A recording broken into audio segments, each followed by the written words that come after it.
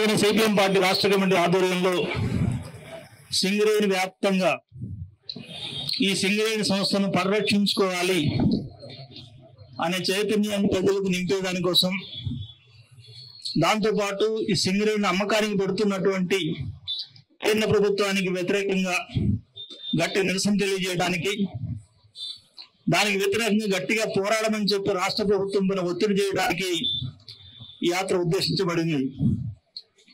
ఒక CPM party మాత్రమే యాత్ర చేసినంత మాత్రంలో ఈ ప్రమాదం ఆగిపోదు.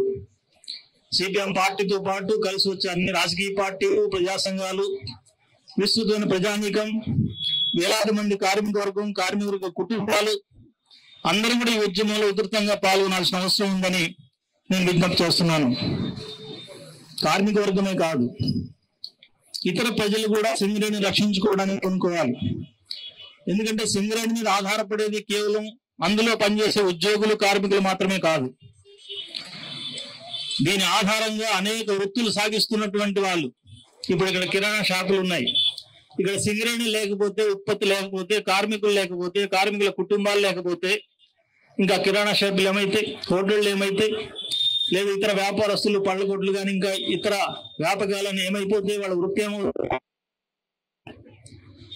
కాబట్టి ఇది మొత్తం ప్రజానీకానికి నష్టం. ప్రజానీకం యొక్క జీవనాధారాన్ని పొట్టగొట్టేటువంటి చర్య ఇది. మరొక వైపున ఆర్థికంగా చూస్తే ప్రభుత్వ రంగ సంస్థలు అనేవి చాలా కీలకం. ఏ దేశంలో అయినా సరే ప్రభుత్వం చేతిలో ఆర్థిక వ్యవస్థ కొంతన్న పట్టు కలిగి ఉండకపోతే ప్రైవేట్ వాళ్ళు ఇష్టం వచ్చినట్టుగా విజృంభిస్తారు. ఇప్పుడు ఆర్టీసీ బస్సులు ఉన్నాయి, గవర్నమెంట్ కింద ఉన్నాయి. ఆర్టీసీ బస్సులు గవర్నమెంట్ కింద ఉండబట్టి ప్రైవేట్ కంట్రోల్లో ఉన్నారు. అది ఈ బస్సులన్నీ ప్రైవేటీకరణ చేస్తే అన్ని ప్రైవేట్ బస్సుల మీద ఆధారపడాల్సి వస్తే వాళ్ళు ఇష్టం వచ్చిన రేటు నిర్ణయిస్తారు, వాళ్ళు ఇష్టం వచ్చినట్టు దోపిడీ చేస్తారు. అంతేకాదు వాళ్ళకి ఇష్టమైన రూట్లలో, లాభాలు వచ్చే రూట్లలోనే ఆర్టీసీ బస్సు నడుపుతాడు. కాబట్టి ఆ రకంగా అనేక గ్రామాలు సౌకర్యాలు కోల్పోతాయి. ఈ బస్సు అంటే మనకు స్పష్టంగా అర్థమవుతోంది. సింగరేణి సంస్థ కూడా అట్లాంటిదే. సింగరేణి సంస్థ లాంటివి ప్రభుత్వ రంగ సంస్థలు అనేక ఉన్నాయి ఈ దేశంలో. వాటిని ప్రభుత్వం నిర్వహించుకుంటేనే వాటి నుంచి వచ్చే లాభాలు ప్రభుత్వానికి ఉపయోగపడతాయి, ప్రైవేట్ వాళ్ళ మీద పట్టు సాధించడానికి ఉపయోగపడతాయి. ఆ రకంగా సింగరేణి సంస్థ నుంచి వందల వేల కోట్ల రూపాయలు ప్రతి సంవత్సరం రాష్ట్ర ప్రభుత్వానికి, కేంద్ర ప్రభుత్వానికి ఆదాయం వస్తుంది. కాబట్టి ఇట్లాంటి సంస్థని అమ్మడానికి ఎందుకు పూనుకుంటున్నారు అనేది మనం అందరూ ఆలోచించాల్సిన విషయం. దీన్ని అమ్ముతున్నది ఎవరు, దీని అమ్మితే వచ్చే నష్టాలు ఏంటి, వివరాలు ఏంటని చూసినప్పుడు సింగరేణిలో ఈ ప్రాంతం మొత్తం దాదాపు 900 కోట్ల టన్నుల బొగ్గు ఉంది. అయితే ఇప్పటి వరకు తీసిన బొగ్గు 150 ఏళ్ళు అయింది. బొగ్గు ప్రారంభమై బొగ్గు తీయడం 150 ఏళ్ళుగా మనం తీసి మన చేతులు అరిగినాయి. మన తాతలు తండ్రులు చేసి చచ్చిపోయిన వాళ్ళు ఉన్నారు. ఈ 150 ఏళ్ళు మనం తీసినా సరే ఇప్పటికి తీసింది కేవలం 175 కోట్ల టన్నులు మాత్రమే. చూడండి, 900 కోట్ల టన్నులు ఉంది భూమిలో, 175 కోట్ల టన్నులు మాత్రమే బయటికి తీశారు. మిగతా కోట్ల కొద్ది టన్నులు మొత్తం పూర్తిగా తీసుకోవడానికి అవకాశం ఉంది. ఆ రకంగా ఇప్పుడు 150 ఏళ్ల పాటు సాగినటువంటి ఈ బొగ్గు ఉత్పత్తి ఇంకొక 200-300 ఏళ్ల పాటు, ఎంత ఉత్పత్తి వేగం పెంచినా సరే ఇంకో 200-300 ఏళ్ల పాటు మనకు ఉపాధి కల్పించే అవకాశం ఉంది. ఇంత అపారమైనటువంటి ఖనిజ వనరుని ప్రభుత్వం చేతిలో ఉంచుకోకుండా ప్రైవేట్ వాడికి అప్పచెప్పేస్తే వాళ్ళ ధర పెంచడా, అందుబాటులో ఉంటాడా, వాళ్ళ లాభాలు చూసుకోవడం తప్ప ప్రజల సంక్షేమం చూస్తాడా, మనకు ఉద్యోగాలు ఇస్తాడా? 1000 మంది చేసే పని ఒక యంత్రం, ఒక కంప్యూటర్ తీసుకొచ్చి అక్కడ పెట్టేస్తాడు, ఉద్యోగాలన్నీ పీకేస్తాడు. ఇప్పటికే ఈ 150 ఏళ్ల చరిత్రలో సింగరేణిలో అంతకుముందు 1,00,000 పైగా కార్మికులు ఉన్న పరిస్థితుల నుంచి బహుశా ఇప్పుడు నాకు గుర్తున్న 40,000 కార్మికులు ఉన్నారు. ఇప్పుడు అంటే 60-70 వేల కార్మికులు తగ్గిపోయారు. ఎందుకు తగ్గిపోయారంటే అక్కడ పని లేక కాదు, పని ఉంది కానీ 10 మంది చేసే పని ఒక యంత్రం పెట్టి చేయిస్తున్నారు, 100 మంది చేసే పని ఒక కంప్యూటర్ పెట్టి చేయిస్తున్నారు. గవర్నమెంట్ చేతిలో ఉన్నప్పుడు ఇట్లా జరుగుతుంటే ఇక ప్రైవేట్ వాళ్ళ చేతుల్లో ఇంకెంత దారుణంగా నిరుద్యోగ సమస్య వస్తుంది, ఎంతమంది ఉద్యోగాలు ఊడిపోతే, ఎన్ని కార్మిక కుటుంబాలు బజార్న పడితే అనేది మనం ఆలోచించుకోవాల్సిన విషయం. అంతేకాదు, సింగరేణిలో ఉద్యోగాలు అన్నప్పుడు ఎస్సీకి ఇస్తున్నారు, ఎస్టీలకు ఇస్తున్నారు, బీసీలకు ఇస్తున్నారు, మహిళలకు ఇస్తున్నారు, వికలాంగులకు ఇస్తున్నారు. కొన్ని రిజర్వేషన్లు కొన్ని పద్ధతుల్లో గవర్నమెంట్ లో ఉంది కాబట్టి అమలు జరుగుతున్నాయి. కానీ ప్రైవేట్ వాడికి పోయిన తర్వాత ఈ పద్ధతి ఏముండదు. ఇంకా వాడు ఇష్టం వచ్చినటువంటి బామ్మర్ది కొడుకునో మేనమో అల్లున్నో ఎవరినో పెడతాడు ఉద్యోగాల్లో. అంతే తప్ప సామాజిక న్యాయం అనేది ఉండదు. దళితులకు, ఎస్టీలకు ఇట్లాంటి వాళ్ళందరికీ ఉద్యోగాలు వచ్చే అవకాశం ఉండదు. ఇంత దారుణంగా దోపిడీ జరిగే అవకాశం ఉంది. కాబట్టి సింగరేణిని ప్రైవేటీకరించడం అనేది తప్పు. ఆ దేశానికి నష్టం, కార్మికులకు నష్టం. దీన్ని తీవ్రంగా వ్యతిరేకించాలి. వ్యతిరేకించేదాకా గవర్నమెంట్ ఒప్పుకొని క్షమాపణ కోరేదాకా మనం ఉద్యమం సాగించాల్సిన అవసరం ఉంది అని చెప్పి నేను అందరికీ విజ్ఞప్తి చేస్తున్నాను.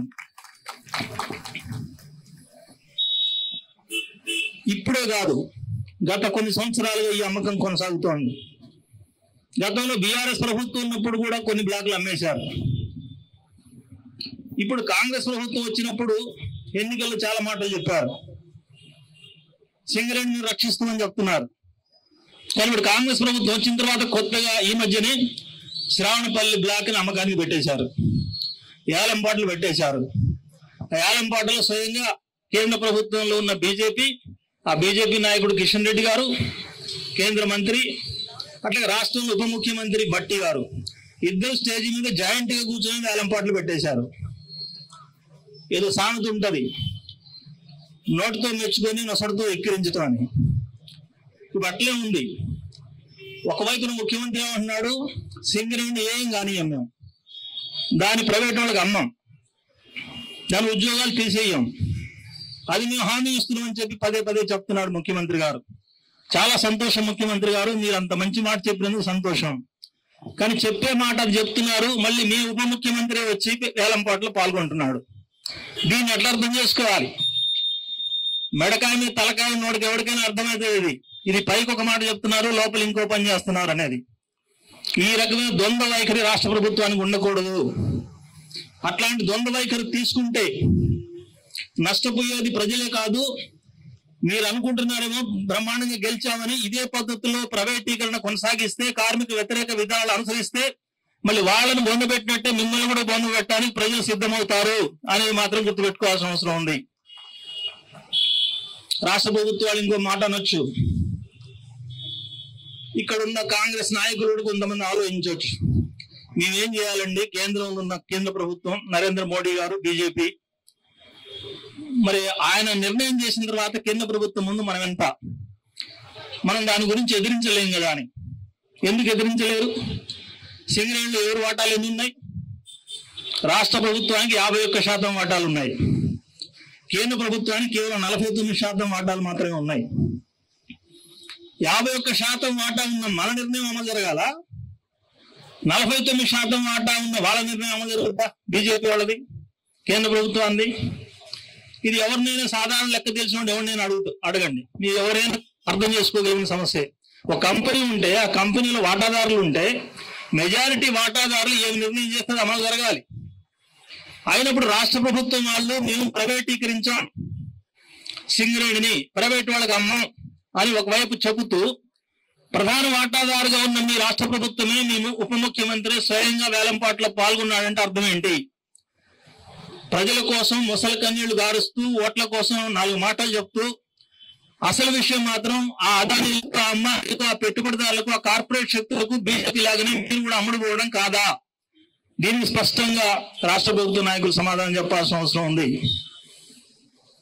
ఇంకో మాట చెప్తున్నారు, ఈ మధ్య సింగరేణి చర్చ వచ్చిన దగ్గర నుంచి రాష్ట్ర ప్రభుత్వ మంత్రులు ఇంకా మిగతా నాయకులు ముఖ్యమంత్రితో సహా మేము సింగరేణి ప్రైవేటీకరించే సమస్య లేదు. కొంతమంది కూడా ఆ సందేహంలో ఉండొచ్చు, సింగరేణి ప్రైవేటీకరించట్లేదు కదా, ఒక బొగ్గు బ్లాక్ను కదా అమ్ముతున్నది, ఒక బొగ్గు బ్లాక్ అమ్మినంత మాత్రం సింగరేణి సంస్థలు అమ్మినట్టు ఎట్లా అవుద్ది అని అనుకుంటే పొరపాటు. ఇక్కడున్న ప్రస్తుతం సింగరేణి ఆధీనంలో పనిలో ఉన్నటువంటి మైన్స్ లో బొగ్గు అయిపోతుంది. మీకు విషయం తెలుసో తెలియదో, అసలు సింగరేణి పుట్టింది ఖమ్మం జిల్లాలో, ఆ ఖమ్మం జిల్లాలో బొగ్గు లేదు, ఇప్పుడు అయిపోయింది దాదాపు. ఇప్పుడు ఏమైనా ఉంటే ఈ ప్రాంతంలో ఉంది. ఈ మంచిర్యాలలో లేదా పెద్దపల్లిలో ఈ జిల్లాల్లో ఆదిలాబాద్ దాకా ఉన్న అడవిలో ఇక్కడ బొగ్గు బ్లాకులు ఉన్నాయి. ఈ బొగ్గు బ్లాకులన్నింటినీ ప్రైవేట్కి అప్పచెప్పిన తర్వాత సింగరేణి ఇప్పుడున్న మైళ్ళతో బతికే సమస్య లేదు.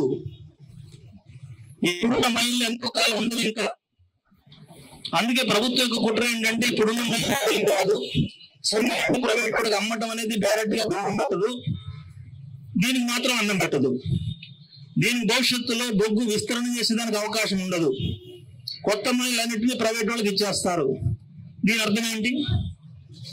ఈ రకంగా సింగరేణిని డైరెక్ట్ గా అమ్మకుండా తనకు తానే అమ్ముకునేటట్టుగా, తనకు తానే పస్తులని చచ్చిపోయేటట్టుగా, సింగరేణి తనకు తానే ఆత్మహత్య చేసుకునేటట్టుగా ఈ ప్రభుత్వం వ్యవహరిస్తోంది. దీన్ని మనం అర్థం చేసుకోవాల్సిన అవసరం ఉంది. ఒట్టికెక్కలేదమ్మా స్వర్గానికి ఎక్కినట్టు ఈ మధ్య మనవాళ్ళు పోయి ఒరిస్సాలో ఓ పెద్ద మైన్ స్టార్ట్ చేయడానికి ప్రయత్నం చేస్తున్నారు. ఒరిస్సాలో నైని కోల్ బెల్ట్ అని ఒకటి ఉంది, కోల్ ప్రాజెక్ట్. అక్కడ పోయి లీజు తీసుకున్నారు ఓ 25,000 ఎకరాలు. అక్కడంతా ఎక్కువ ఫారెస్ట్ ఉంది. ఒక 400 హెక్టార్లలో ఫారెస్టే ఉంది మొత్తం. అందులో 300 హెక్టార్లు రిజర్వ్ ఫారెస్ట్. ఇప్పటి వరకు కాగితాల మీద కళలు కదలట్లేదు. ఆడ ఆ రాష్ట్ర ప్రభుత్వం ఆ ఫారెస్ట్ ని రిలీజ్ చేయట్లేదు.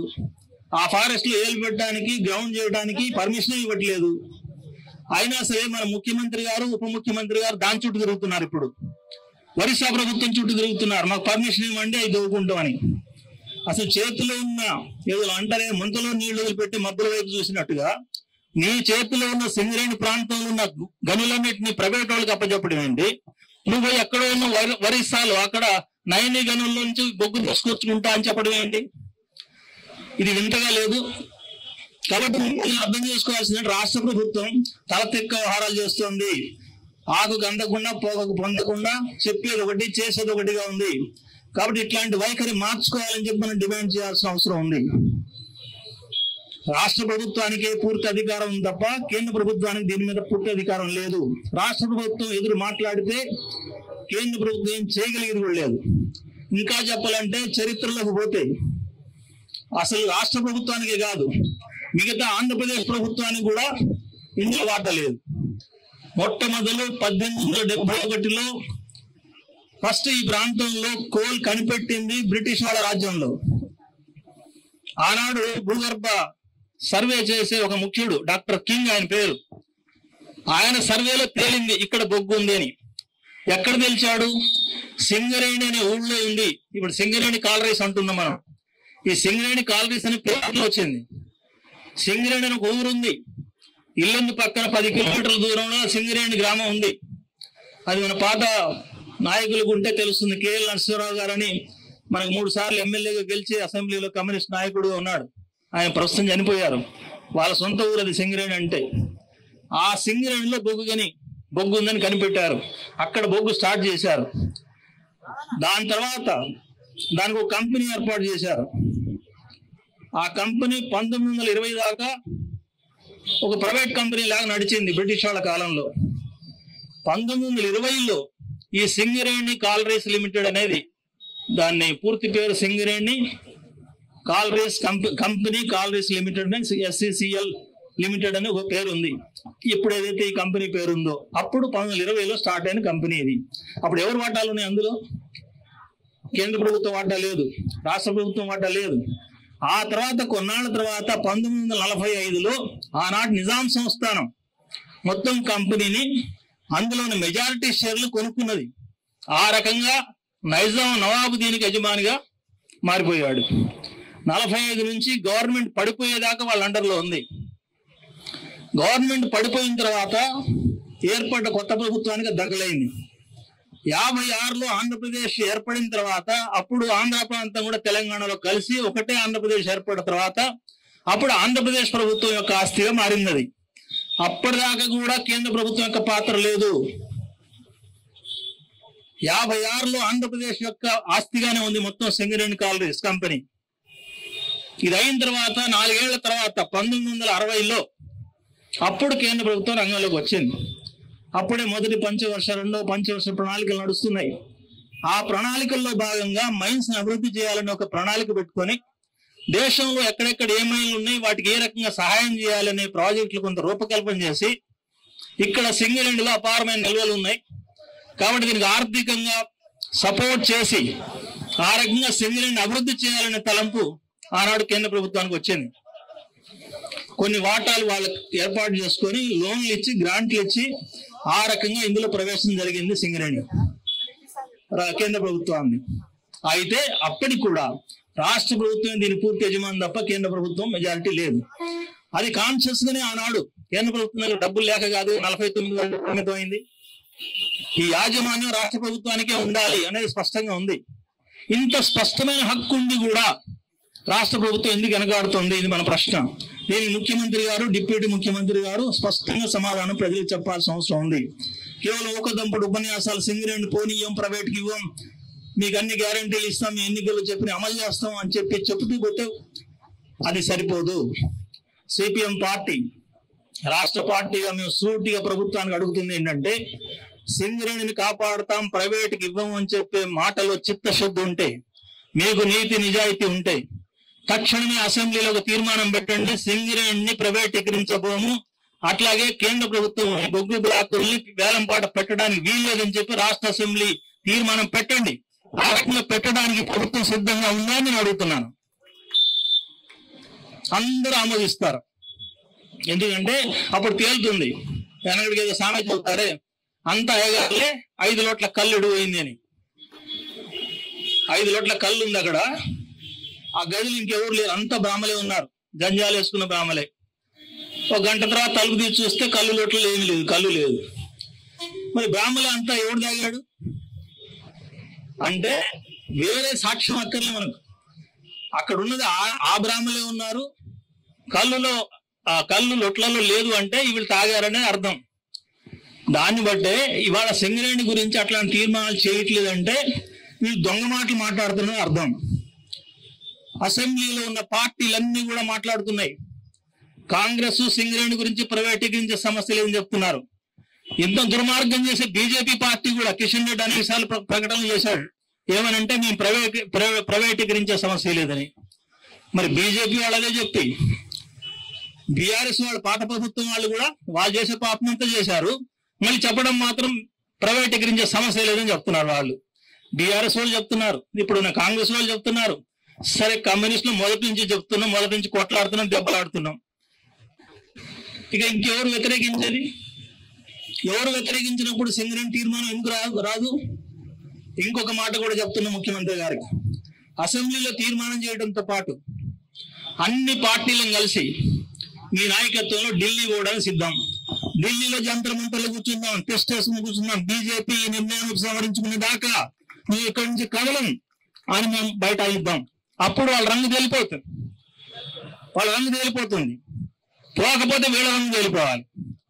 వీళ్ళ రంగును తేలాలి, వాళ్ళ రంగును తేలాలి. ఇది తేలాలంటే ఈ ఖచ్చితమైన పట్టుదల కొద్దిమంది నాయకులు, కొద్దిమంది ప్రజలు కోరితే ఇది రాదు. విస్తారంగా సింగరేణి వల్ల లాభం పొందుతున్న ప్రతి కుటుంబం, ప్రతి కార్మికుడు, ప్రతి ఉద్యోగి, అట్లాగే మన మీద ఆధారపడి జీవిస్తున్న అనేక కుటుంబాలు, ఇతర ప్రజలు, పత్రికా లోకం, వీళ్ళందరూ ఏకకంఠంతో ఈ రకమైన డిమాండ్తో మనం ముందుకు సాగితే సింగరేణిని కాపాడుకోలేము. సింగరేణిని కాపాడుకుంటే తప్ప లక్షలాది మంది యొక్క భవిష్యత్తు, వాళ్ళ బ్రతుకు ముందుకు సాగదు. మనం సరే, మన పిల్లల తర్వాత పిల్లలు, మన తరాలన్నీ సింగరేణి మీద ఆధారపడి ఉన్నాయి. ఇప్పటి వరకు భవిష్యత్తులో ఆధారం చెదరకుండా ఉండాలంటే, మన పిల్లల భవిష్యత్తు, బంగారు భవిష్యత్తు ఉండాలంటే ఖచ్చితంగా ఈ పోరాటం ముందుకు సాగాలి. రాష్ట్ర ప్రభుత్వం పైన ఒత్తిడి తీసుకురావాలి, కేంద్ర ప్రభుత్వం పైన ఒత్తిడి తీసుకురావాలి. అందుకు మీరందరూ కూడా పూనుకోవాలని నేను కోరుతున్నాను.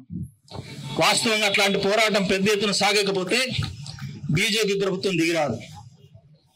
ఆ రకమైనటువంటి కృషి కొంత జరిగింది కాబట్టి మొన్న జరిగిన పార్లమెంట్ ఎన్నికల్లో బీజేపీ కొంత దెబ్బతిని చావు తప్పి కన్నులొట్టబోయినట్టుగా బొడ్డాబొట్టి మెజారిటీ తోటి గవర్నమెంట్ ఏర్పాటు అయింది. ఇదే సమయం, సరైన సమయం. గట్టి ఒత్తిడి తీసుకొస్తే ఖచ్చితంగా బీజేపీ ప్రభుత్వం కూడా వెనక్కిపోయే అవకాశం ఉంటుంది. అట్లా కాకుండా ఒకళ్ళపైన ఒక ఆరోపణలు చేసుకుంటూ కాలం వెళ్ళబుచ్చితే మాత్రం బీజేపీ వాడు ఏదో పిల్లి తగాదు ఎవడో తీర్చినట్టుగా వాడు కొట్టేయడానికి సిద్ధపడతాడు. ఇక్కడ మన రాష్ట్రంలో అంత పొద్దస్తమానం బీఆర్ఎస్ తిట్టి కాంగ్రెస్, కాంగ్రెస్ తిట్టి బీఆర్ఎస్, వీడి మీద వాడి స్టేట్మెంట్, వాడి మీద వీడి స్టేట్మెంట్, అసెంబ్లీలో కూర్చున్న సాదే మాట్లాడుతున్నారు. నువ్వేం చేసావు, నువ్వెంత తిన్నావు, ఇది ఆ కథ. మీరందరూ తినే బాబుతోళ్ళే, అందులో ఎవరికి సందేహం లేదు, ప్రజలందరూ తెలుసు. కానీ ఇప్పుడు కనీసం ప్రజలు నోటికాడ కూడు కాజేస్తున్నప్పుడన్నా మీరు తినే తిండి తినండి, కానీ ప్రజల తిండి కాజేయకుండా చూడడానికి కలిసి పోట్లాడండి, కలిసి మాట్లాడండి, సింగరేణి గురించి అందరూ ఒక అభిప్రాయానికి రండి అని చెప్పి మేము అందరికి విజ్ఞప్తి చేస్తున్నాం. ఆ రకంగా చేస్తే తప్ప, ఐక్య కార్యాచరణతో ముందుకు వస్తే తప్ప సింగరేణి రక్షించుకోలేం. సింగరేణి ప్రాంతంలో ఉన్న ప్రజలందరికీ, అట్లాగే కార్మిక సోదరులందరికీ, కార్మిక కుటుంబాల్లో ఉన్న మిత్రులందరికీ నా విజ్ఞప్తి చేస్తున్నా, ఈ పోరాటంలో కలిసి రండి, పెద్ద ఎత్తున ఉద్యమించండి. ఒకనాడు 2 రోజులు ఒక పరిరక్షణ యాత్ర జరిగితేనో, ఒక మీటింగ్ జరిగితేనో సరిపోతుంది. దీర్ఘకాలం జరగాలి, పట్టు వదలని పోరాటం జరగాలి. సింగరేణి విషయంలో రాష్ట్ర కేంద్ర ప్రభుత్వాలు వెనకడు వేసి సింగరేణి రక్షించుకుంటాం అనే మాట వాళ్ళ నుంచి కూడా వచ్చే విధంగా ఆ రకమైన కార్యాచరణ సాగించే దానికోసం మీరందరూ సిద్ధపడాలని చెప్పి మనస్ఫూర్తి కోరుకుంటున్నాం. ఈ కార్యాచరణకు సిపిఎం పార్టీ ఎల్లవేళలా అండదండలు ఇస్తుంది. ఎర్ర జెండా సంగతి మీకు తెలుసు. ఒక సమస్య తీసుకున్నామంటే దాన్ని అంత చూసేదాకా వదిలిపెట్టే సమస్య లేదు. ఆ రకమైనటువంటి కృషి చేస్తామని, సింగరేణి కార్మిక వర్గానికి అండగా ఉంటూ సింగరేణి సంస్థని పరిరక్షించే దానికోసం సిపిఎం రాష్ట్ర కమిటీ శాయశక్తుల కృషి చేస్తుందని మీ అందరికి విజ్ఞప్తి చేస్తూ మాకు ఈ ప్రయత్నానికి మద్దతు ఇవ్వాలి. ఈ రోజున యాత్ర ఇక్కడి నుంచి ప్రారంభమై ఒక వారం రోజుల పాటు జరిగి 5వ తేదీన కొత్తగూడెంలో ముగుస్తుంది. ఈ యాత్రకు మా నాయకుడు, రాష్ట్ర కార్యదర్శి సభ్యుడు వీరయ్య గారు నాయకత్వం వహిస్తున్నాడు. రాష్ట్ర కమిటీ సభ్యులు భూపాలు, అక్షయ్ గారు ఇద్దరు సభ్యులుగా పాల్గొంటున్నారు. మధ్యలో కూడా రాష్ట్ర కేంద్ర నాయకులు కూడా హాజరవుతున్నారు. బివి రాఘవ్ గారు వస్తున్నారు. అట్లాగే కేరళ నుంచి కూడా ఓ ముఖ్యమైన నాయకుడు రాఘవన్ గారు వస్తున్నారు. ఇంకా అనేక మంది యాత్రలో పాల్గొంటారు. మధ్యలో ఈ మొత్తం యాత్రను సక్సెస్ చేసే దానికోసం ప్రజలు, కార్మికులు సహకరించాలని, యాత్రకు ప్రచారం ఇచ్చి ప్రజల్లో చైతన్యం కలిగించి దానికి తోడ్పడాలని పత్రికా బృందాన్ని కూడా విజ్ఞప్తి చేస్తూ నాకు అవకాశం ఇచ్చినందుకు ధన్యవాదాలు.